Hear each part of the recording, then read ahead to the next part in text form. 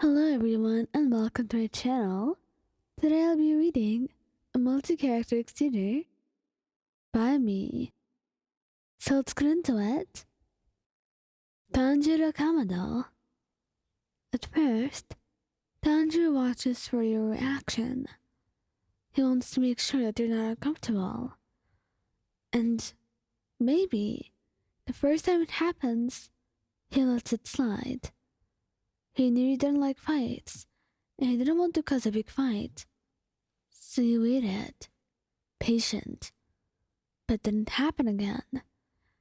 The guy really had no respect. You were with your boyfriend, too. They didn't seem to see that. So Tanjiro turned around, glaring at him, and politely asking that the cat caller leave you alone. And if he does leave you, then he will hold you in his arms and ask if you're really okay, and try to make sure that you're fine. But if he does not let up, then he was probably going to punch the guy, because he was really starting to make you uncomfortable. And no one in the world gets to make us love uncomfortable and walk away with it. Not even you. Zenitsu was usually too nervous to start a fight unless something extreme happened that would make him go out of his way to really fight with them. So at first, if they're just saying something and leaving, then he would ignore it and just hold your hand, squeezing it. But if it happens again, he would glare at them. Or if they try to provoke you or touch you, then that's what really ticks him off. Because no one touches you. No one does that. And it was not even consensual. You seemed extremely uncomfortable. And he was angry. Because how could he do that? Those human beings. They disgusted him. Then he wanted to show them that this was wrong and punish them as they deserved to be. And they would go for blown sleeping Zenitsu. He would not be really asleep, though, but he would be just as powerful as when he was asleep. That's how strong he got when you were at stake. And after the weird creep was away, he would talk to you and ask if you're alright, making sure that you're really okay. Inosuke will be angry because usually he was already possessive without a reason to be. So having other people even look at you, it made him all pouty, and he'd wrap his arms around your waist, pulling you extremely close to him. That way, no one would dare talk to you. But if someone without much sense in their head, then they better pray that God be with them, because surely no one else is going to be. Inosuke would get super angry, glaring at them, and telling them off at first. But if they continue, then oh God, it would be traumatizing. Not for you, not for Inosuke, but for the cat caller. I think they would probably regret catcalling forever. Inosuke would go after them, biting them and glaring at them.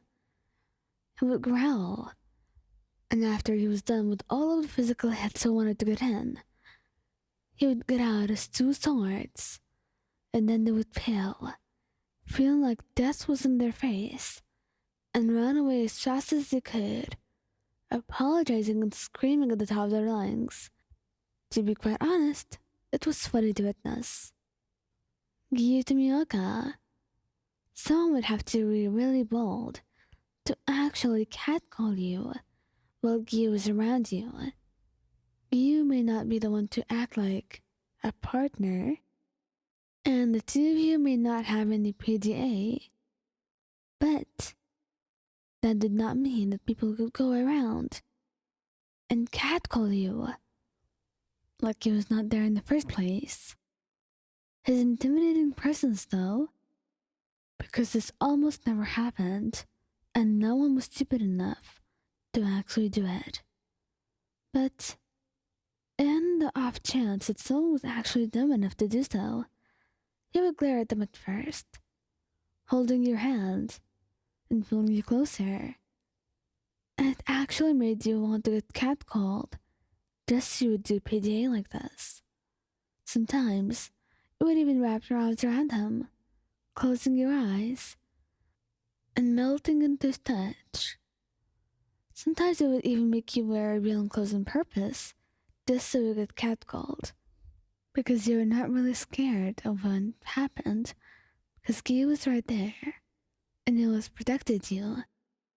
And it never got really uncomfortable, because before it would, Giyuu would go and always give them a talk that would make them turn pale and run in the opposite direction, completely forgetting about you.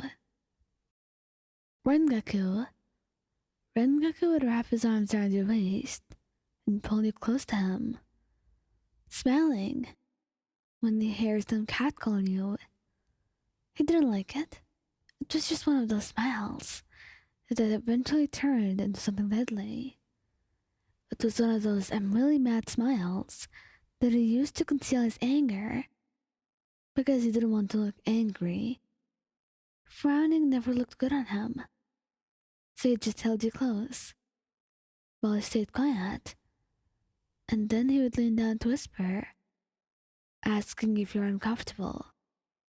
And God forbid that you're uncomfortable, because if you are, he doesn't care who is there or how many of them, because he will get rid of them. Whether that meant politely and nicely asking them to go away, or perhaps hurting them, or just simply getting out a sword and showing it to them. It was enough of a threat that they would turn off, and then he would be back to you, hugging you close and apologizing that you were made uncomfortable in the first place in his presence, giving you a kiss on the cheek as the two of you went to get ice cream to forget about what happened. Thank you guys for listening. Don't forget to like, subscribe, and comment. I hope you enjoyed listening to this as much as I did making it. Anyway, goodbye.